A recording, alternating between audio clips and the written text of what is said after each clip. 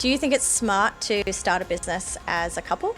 What would be a green flag on the first date? When the man pays for the bill? If the female's ambitious and the male doesn't step up to the plate, it doesn't end well. If you're entrepreneurial and you're goal orientated, got to be with someone who's also ambitious. I see these funny reels on Instagram where they come home with their secret bags and they hide things from their husband and people laugh about it. But I almost think it's like financial infidelity. Red flag. That's a red flag for me. People wish for the sword, but not for the power to wield it. So there's no point giving a child a sword if you haven't taught them how to use it. Should we have kids when we are broke? I'm Lloyd James Ross, seven-figure investor and entrepreneur, and I've helped thousands of business owners and professionals turn financial stress into success. If you're stuck in old money habits, overwhelmed by investing, or unsure where to start, this is for you. I'll give you the mindset and strategies to take control, grow your wealth, and achieve financial freedom. It's time to make your money work for you. Let's be honest, money and love don't always mix smoothly. So in this episode, I'm diving into the awkward stuff most couples avoid. And I'm not doing it alone. I brought in someone very special, my partner in life and in business, the amazing, vivacious, intelligent Alisha Fernandez. Welcome. Oh, thank you. Thank you for having me. What an honor. Welcome to the show. Yeah, thank you for having me on your show. Here we go. Welcome to the show. We're going to dive into money and couples. Let's do it. Alicia told me last time we did this, an episode together on the show, we were literally sitting on our bed at home. So we were. We've leveled and I up. definitely didn't have hair and makeup done either. We've leveled up. We have. So here we go. All right. So what's happened is people have written in to us some questions about money and couples. And it's a big topic because it is very tricky it's tricky to navigate a relationship, let alone money and a relationship. Yeah. So in this episode, we'll get some questions. I'll repeat the questions and you and I can just dive in. Sure. I'm excited to see where this is actually going to go too. Yeah, Because see we if we're on haven't the same looked, we haven't really looked at the questions either. No. So All right, here we go. This is it. All right, so we've broken this down into when you first start dating, when you then are in a long-term relationship, and then when you've got kids and family growing and a dog. And then miscellaneous stuff. We'll just do some randoms, okay? So we're going to break it into those. So let's go back to when we first started dating. 14 years ago. 14 years ago. Okay, let's have a think. All right, go first back question. to the remembering room. Okay. Go to the memory room, think. What was it like? I know you were filled with love and lust and... Okay, come on now. The first one is it a red flag if they don't talk about money on the first date or in the initial dates? I think that's a great question, actually. I think on a first date, talking about money may be a little bit weird first up, but I think little things like maybe like splitting the bill or your spending habits is probably okay. But I think that's more of a question for a more serious relationship, talking about money, what you make and your future plans. So I don't think it is, but also a thing to actually maybe consider is if they avoid it altogether. So if you're talking to someone and you bring up money or you bring up business and they're just like, oh, I don't really want to go there, that could potentially be a red flag because like, why are they avoiding having this conversation? So I think, yes, when it's like first date, should be more fun and flirty and not really talk about money. But I think as the relationship progresses, it could potentially be a red flag. All right, there you go. I agree. Yeah, if they don't want to talk about it. And so it's too early to bring up money specifically usually. So what would be a sign, like a green flag on the first date that someone is good with money? When the man pays for the bill. Good green flag. Well, and we were talking about this the other day, but I think whoever has asked without a doubt, the guy asked the girl, right? Like it's the way the cookie crumbles. Yeah. So if the guy asks the girl on a date, he pays because it's his idea. Yeah, definitely. And I also think like, whoever initiates it for sure, pay it. And that's with anything. If you invite someone to lunch, you should really pay for it. I invited you to go skydiving. You did, and you paid for it. And then I made you skydive with me because I'm like, I'm not doing this alone. I wouldn't let you do it alone. No. But I think just to offer as a female as well, I know for us, like when we initially started dating, you did pay, but I made the offer. And I was like, at least let me get this one. Let this be my treat. So I think even if the woman doesn't pay, but at least offer. Yeah. And I think that's really important. That's a good green flag. Well. Yeah. There you go, man. Good green flag if she offers. There you go. Next question. All right. So we talked about who pays on the first date. What about how do I choose someone who I'm financially compatible with? It's so interesting because when you first start dating someone, it's all about like, oh my God, I'm so attracted to this person and I want to be with this person. And you don't necessarily think about the future. But I think if you have this vision of like, this is what I want my future to be like, I want to travel here, I want my kids, I want X amount of kids, I want my kids to go to private school, then I really feel like that vision is really important when you choose a partner, because if you're choosing someone that isn't too ambitious, if they're not entrepreneurial, then you could actually enter the relationship with resentment if they can't deliver that or provide that for you in the future. And so I think choosing someone that's compatible is like, do they share similar values? For us, we share very, very similar values. We come from a family of entrepreneurs, like all our parents were business owners, so we're very ambitious and we're goal orientated. So I think to choose someone compatible is like, do they share similar values to me? Yeah. Does that make sense? Yeah. And even like, because we went to similar background in schools, you went to Sydney Uni, I went to uni here. So we had uni backgrounds and sort of grew up the same way. Yeah. And I think it's obvious too, like how someone dresses and like you can spot it pretty quickly. Like if I had to come with like no shoes to the date, there wouldn't have been a second date. I don't even think you would have got to paying the bill because I wouldn't have been there anymore. Fair enough. Yeah, there you go. So, hey, but I think, it's just your values need to be aligned. And it's very important at the beginning when you're filled with all those emotions of like, this is amazing, to really consider that as well if you want that person to be your long-term partner. Yeah. And I think too, like the compatibility part, like when we started dating, I'd go to work and I was working hard and like that. And I was committed to certain other things. Like I remember I was studying at the time and I was like, I can't see you, I got to do this. Yeah. So like I was committed to a career as well as a dating as well. But so like there's little green flags where like, oh, they've got a bigger mission here too. So I think it's just not putting all your time and effort into the dating and putting it into other things too. Like, I think the love part is just a small, like it is important, but it's like all those other things need to be aligned as well. yeah. So when it comes how to you're compatible relationships. is like, what are they doing outside the date? Yeah, true. Yeah. Okay, cool. And then you can't ever know exactly how you're compatible. Like you just kind of get little signs. Yeah, I think for us, like just looking back, I'm like, I just knew. I just knew there was There you go, like audience. it was like this discernment, this intuition that I was like, I'm with the right person. And You get the discernment because of the behaviors. So like if I had have like made you pay for the bills and I didn't have a job and I was smoking drugs and like they're the signs, right? Yeah, there's all the little things. It's like reliability. If you say you're going to be at a date at 7:30, you're and there you're at late. the date at 7:30. So it's all those little things that do, like the compound effect, add up over time. All those mini behaviors. So I think that's probably the answer to that. It's a test. Everything's a test. And it's still 14 years. It's There's still a test. It's always a test. It's always a test. And if they say it's not a test, it's a trap. Yes. Disguised. Yeah, it's disguised as a trap. All right. So what about the next question we have here from one of our longtime listeners, first-time writers. How important is financial ambition in a partner? I feel like we touched on that maybe. It's just like, again, what is your vision for the future? Like, I know for me, it was just like, okay, this is what I want for my future. I want to be able to travel. I want to be able to have my kids go to private school. I want all of those little things. And I want to, I'm ambitious, I'm competitive. And so I wanted a partner who was ambitious and competitive. And again, all those little clues showed me that that's exactly, we have similar values. So I think, I think we already answer that. It's like if you're entrepreneurial and you're goal orientated, my belief is you've got to be with someone who's also ambitious. Otherwise, you're going to be going off to conferences and self-development courses. You're going to be up late working, and then meanwhile they're just sitting on the couch doing nothing. Yeah. They're not doing anything wrong. Yeah. But it's just like choosing your partner, you always say, is one of the best financial decisions you can do. Probably the best. Probably the best, because it's going to either elevate you or deflate you. Yeah.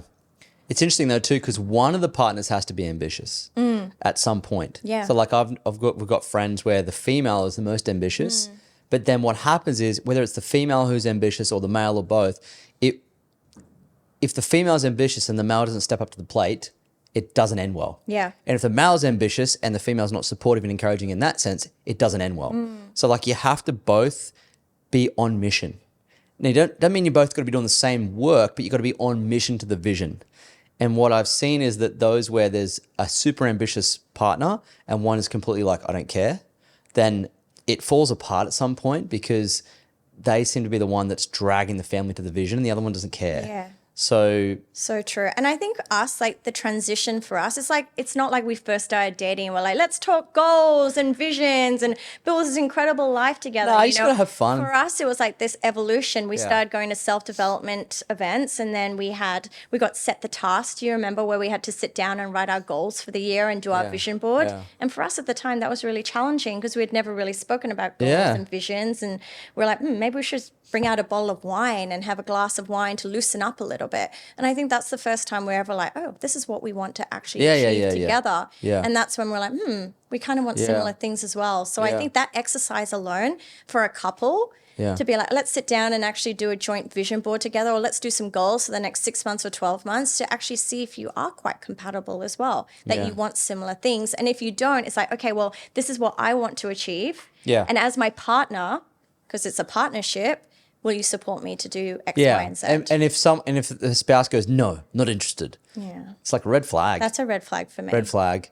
And again, no right or wrong. Like the person isn't right or wrong. It's just that's the way that they see the world. I just feel too like I'm very traditional in how I feel too. Like if a man is not out there producing ambitiously for his family, it's part of a missing piece in the masculine journey.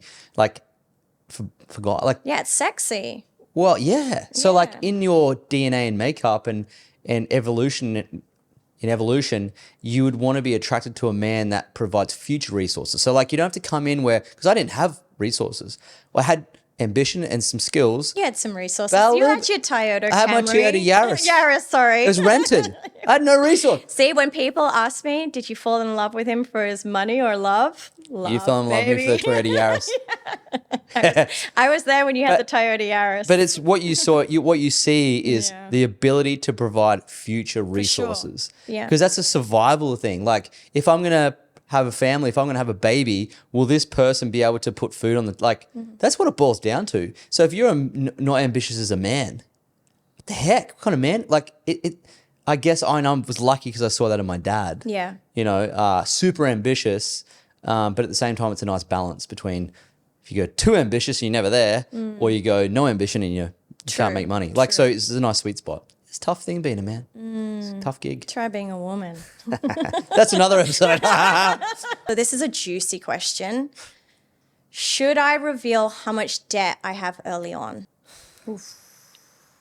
If I had debt, I didn't. And I'm a big proponent of not having much debt. But if I did, depending on what kind of debt it was, would dictate whether I revealed it. Like if I had a mortgage, that was pretty sensible. I don't think any real reason to. Like it might pop up that you own a house and have a regular mortgage, or a very small. I may have had a very small credit card debt when we first caught up. Like maybe it was $5,000. Did you? I know.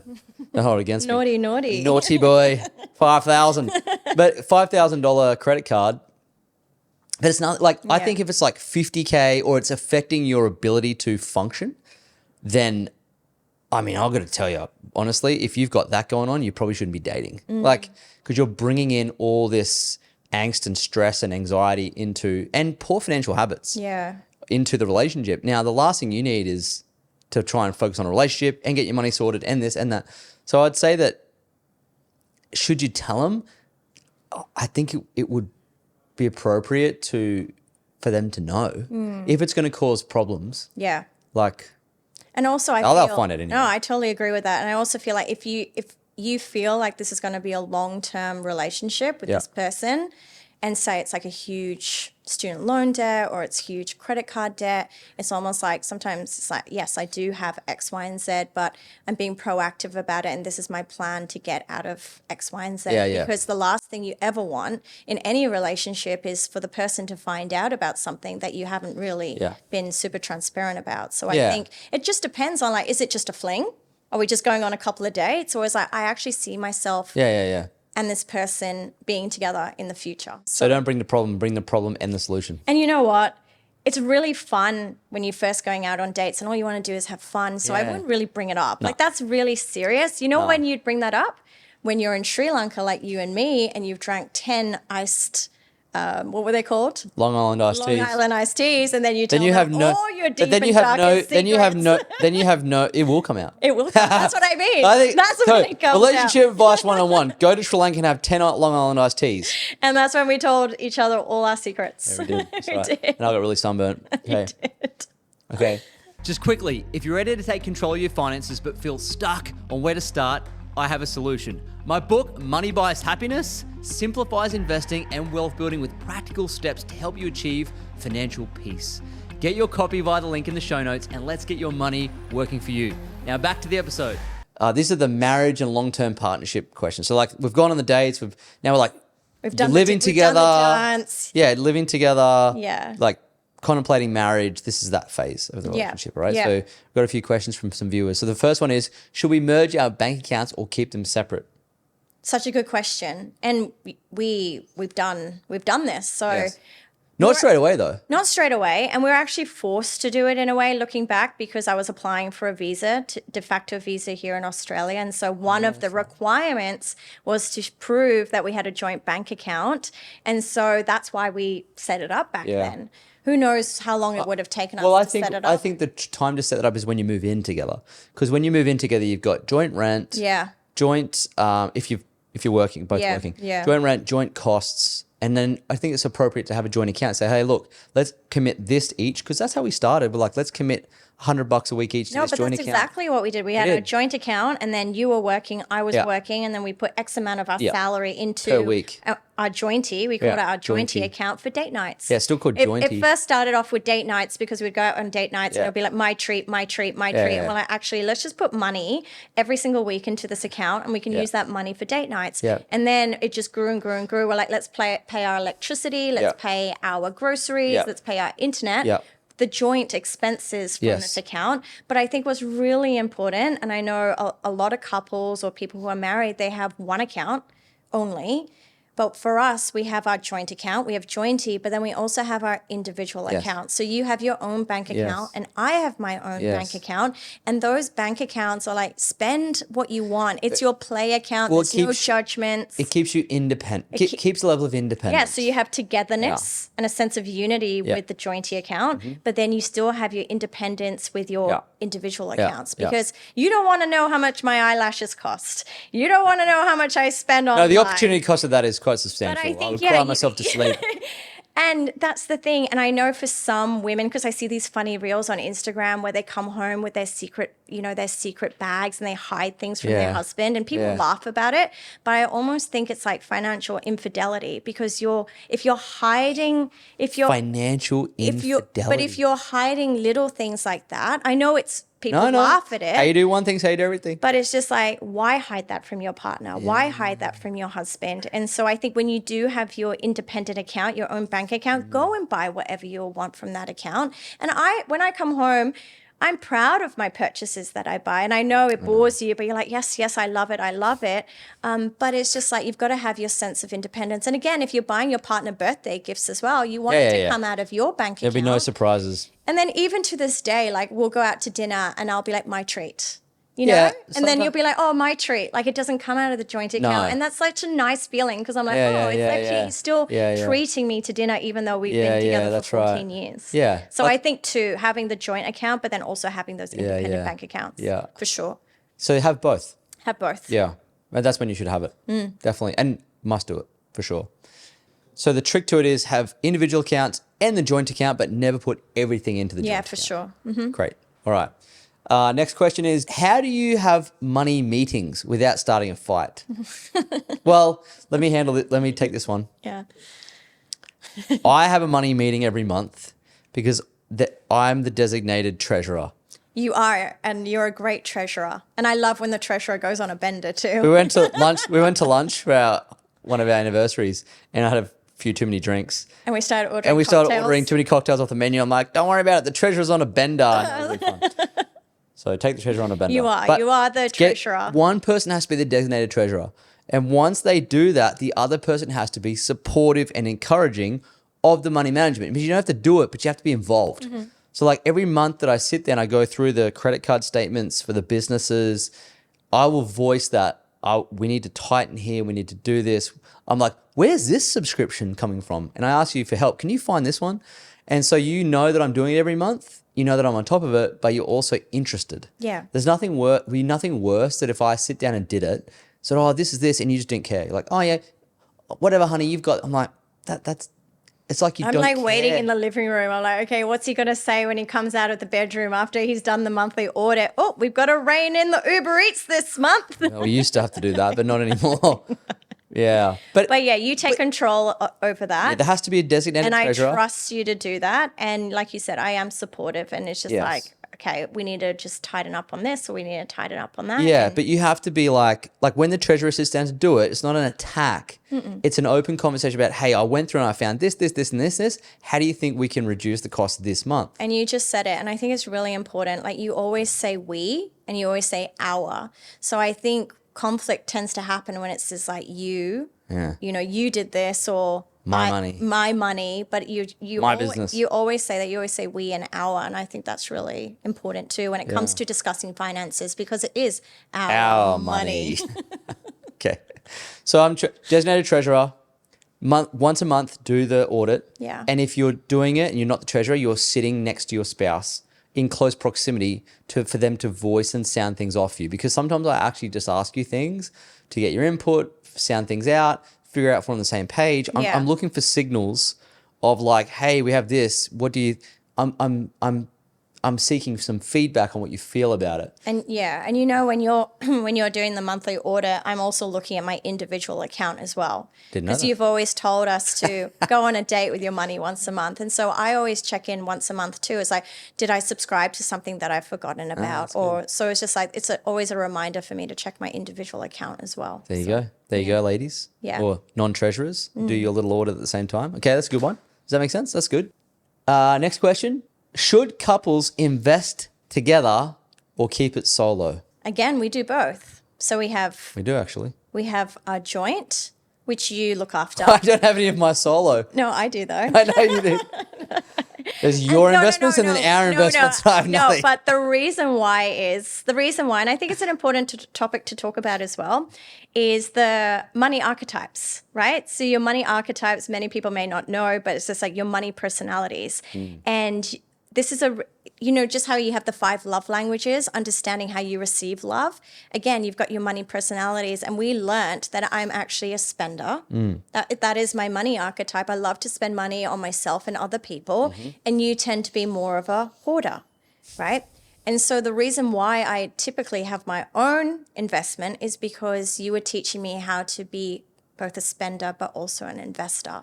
And so for me, having that individual account, my investment account, is helping me build my confidence going, actually, I can be a spender, but then I can also invest. Yeah. And so you've taught me, like the principles that you teach your students, you've taught me, and I've implemented them as well. So 20% of everything that I do every single month gets invested, and then I can see that grow. Yeah. Whereas for our joint, you get to you have fun with that. You get to see what I it love- grow. You get to see the dividends and things like that. Whereas What I love is you let me, you give me free rein in my fetish. correct.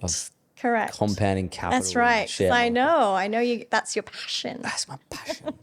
Yeah. So But I think as a couple to invest together, obviously you're going to be able to compound your wealth a lot quicker if it's together. Yeah, but mine's only little. But yours also gives you this nice big fat security and like it gives you a nice big emergency fund for yourself, and it teaches you all these lessons. And then we take the business profits that we develop, and we put a portion of that into a one share portfolio that's actually in our trust. Yeah. So we have one trust. We're both beneficiaries of the trust. You're actually the director of the trustee company, so I'm actually just a beneficiary. I'm just a little lowly beneficiary here, but it's just for future asset protection.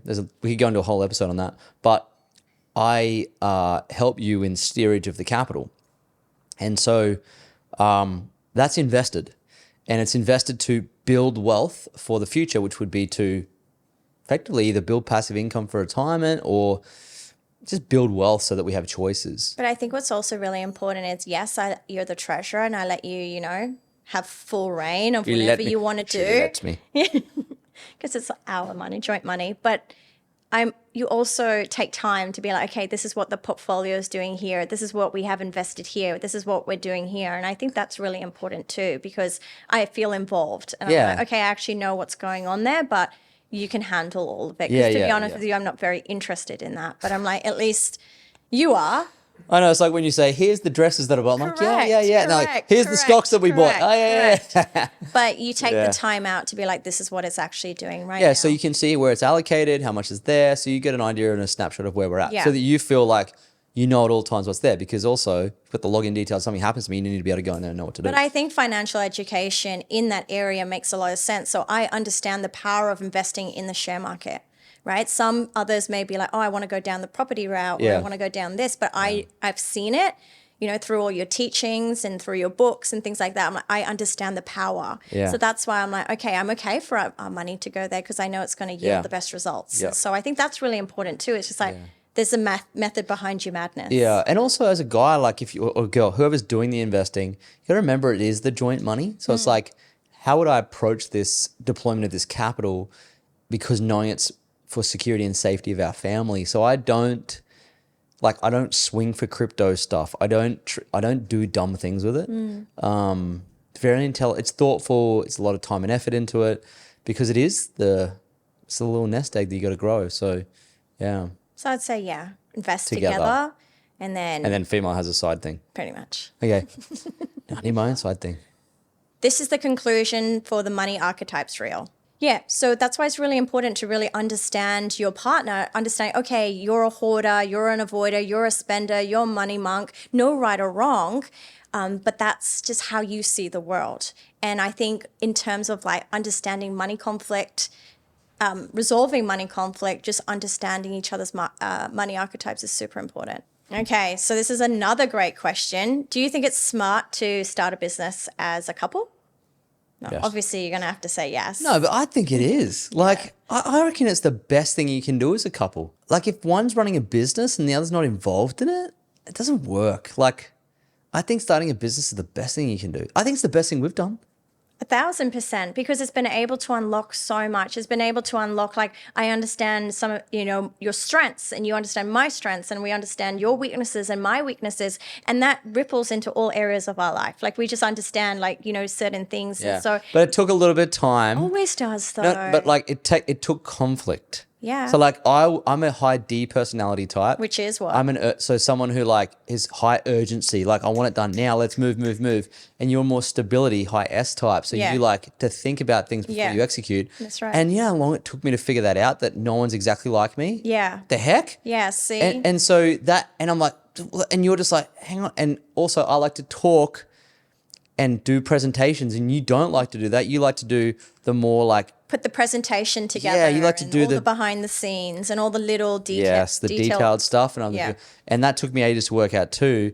And once I worked it out though, it was like, oh, that's why she gets so pissed off with me when I'm like this, because she's not like that. And vice versa. Yeah. And I think where we kind of messed up a little bit was I was trying to do all the things in the business that I didn't really get enjoyment from, or wasn't really like my natural gifts.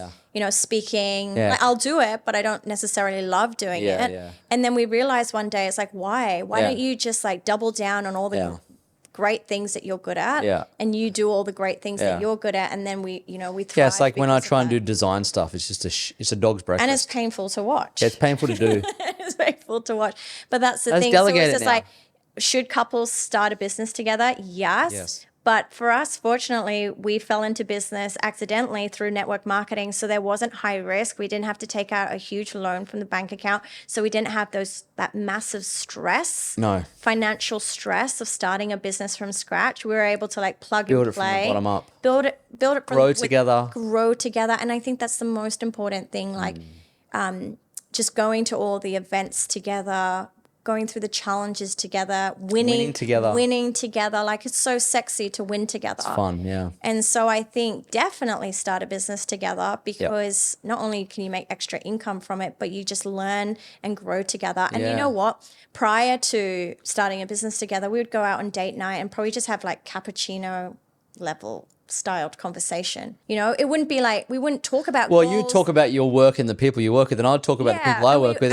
And we wouldn't talk about goals and No. vision and money and where we see our future. But when we did start a business together, we started having more high level, sexier conversations, if that makes sense, because we had more to talk about than other people. Yeah. Generally, if you don't have stuff going on in your life, you tend to gossip about other people. And so we kind of move through like, okay, let's talk about how we're going to problem solve. And I tell you what, not that we have children yet, but when we do, knowing each other's strengths and weaknesses is without a doubt going to be super helpful, because it seems to me like having a baby is even harder than starting a business. So that will be helpful. Yes, I would say yes to starting a business. Yes, for sure. I But agree. give it more than a year. Yes. Like we've been in business together now for like 11 years. Yes.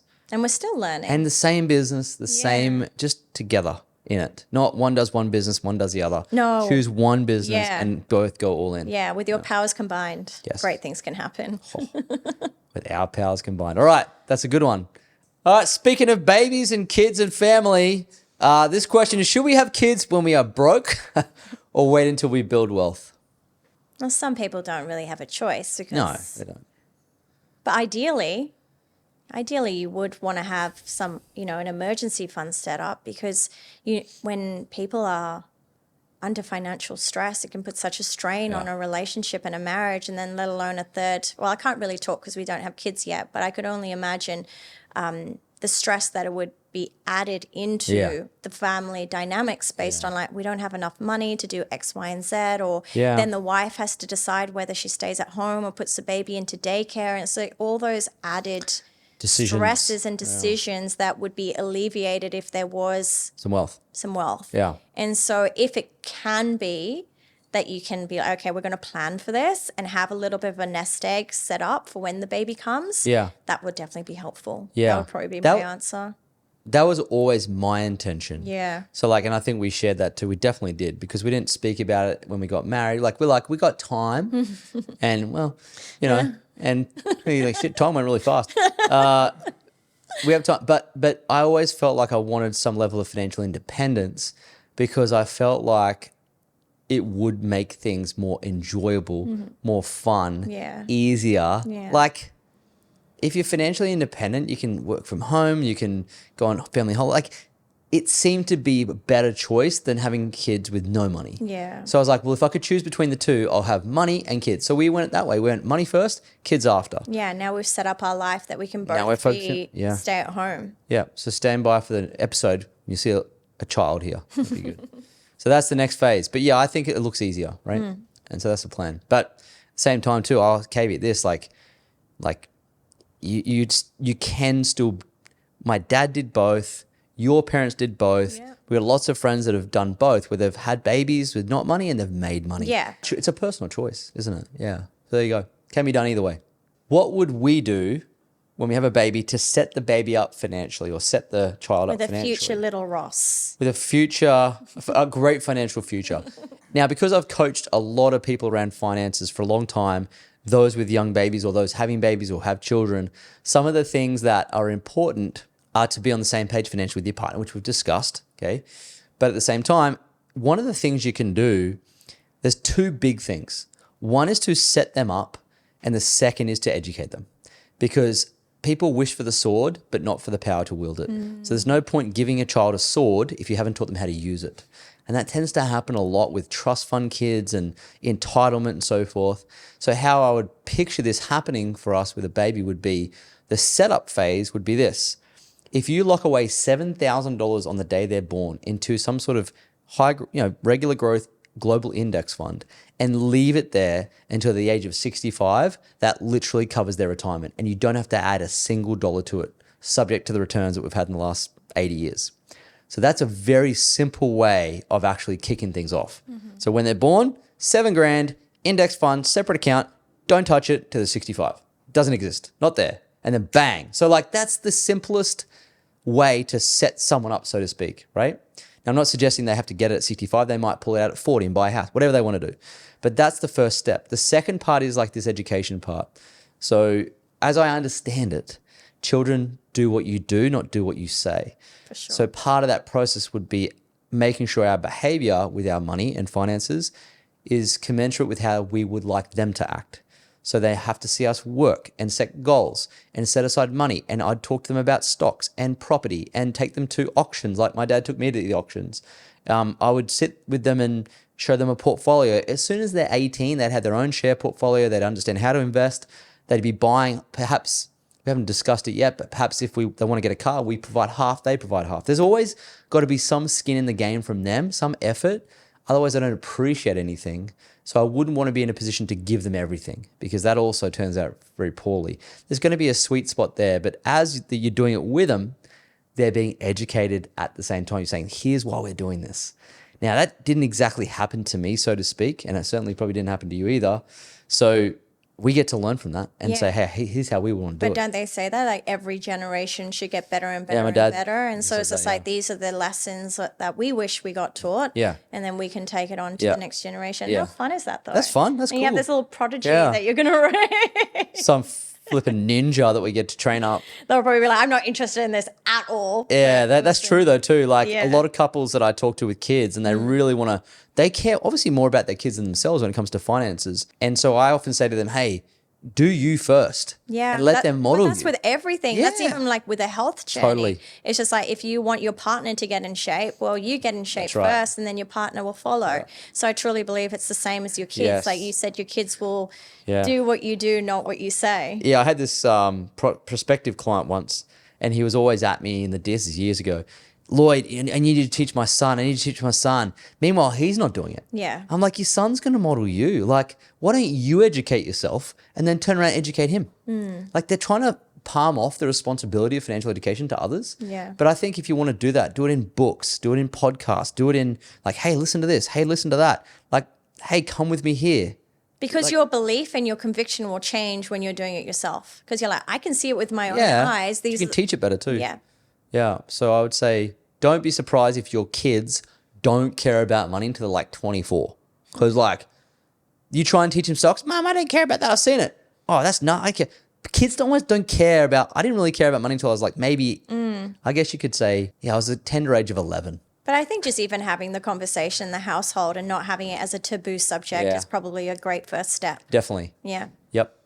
That prevents a lot of generational trauma. As Like they when say. Freya and Astrid come over to our house, our little nieces, and they'll sit at your desk and they'll be like, money buys happiness. Like they'll just sit there. What are you doing? Business. And they'll sit on and they're like, oh, Lloydie's doing business. Yeah. Like little things like that. They're just like, not afraid to talk about Well, it. yeah, because whatever you speak into the either people, children, is what they sort of learn. So speak in positive money affirmations. Speak in, like my dad used to always say, money makes you handsome. And it's not everything, but it's right up there with oxygen. There was never anything bad about money. There you go. Oh, this is a good one.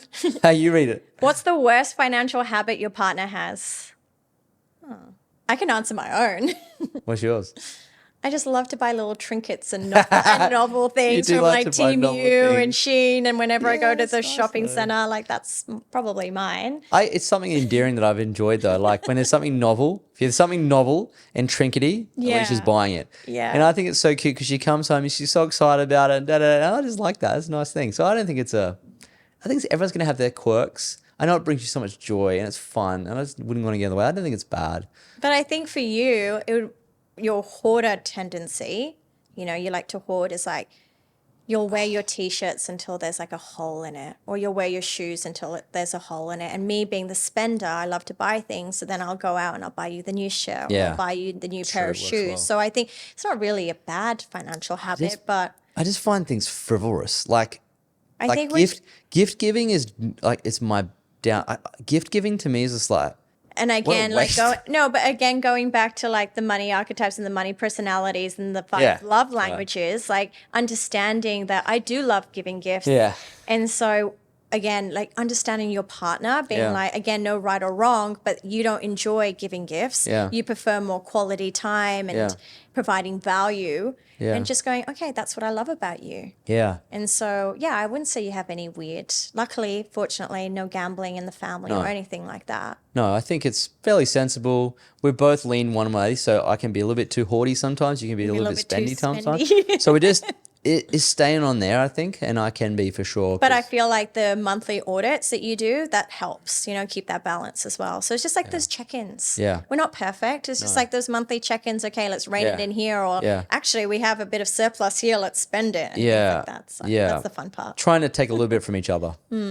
So yeah, we're perfect. All right, so this concludes this fun episode of, what did you call it before? The awkward truths about money and love. The awkward truths about money and love. Did you find it awkward? Nah, I didn't find it too awkward. I feel like we need some juicier questions. You should send in some more juicy ones. Yeah, I like what you said, financial infidelity. But it is, right? Yeah. What a cool term. That's yours. You can coin that. Okay. So don't commit financial infidelity. Be on the same page. Communicate when it comes to your money. Be on the same vision, same mission. Talk about it openly. Develop and teach your kids. Start young. Get in front of it. Get in together. It's a team sport. Don't let someone else take off without you. I think we covered everything. What he said. See you in the next episode. You. Ow, money. Thanks for listening to Money Grows on Trees. If you enjoyed the episode, leave a 5-star review on Apple Podcasts and Spotify, and subscribe to us on YouTube so you never miss an episode. And if you're serious about building wealth, make sure to check out the links in the show notes and follow me on all social media platforms at Lloyd James Ross for more. See you in the next episode.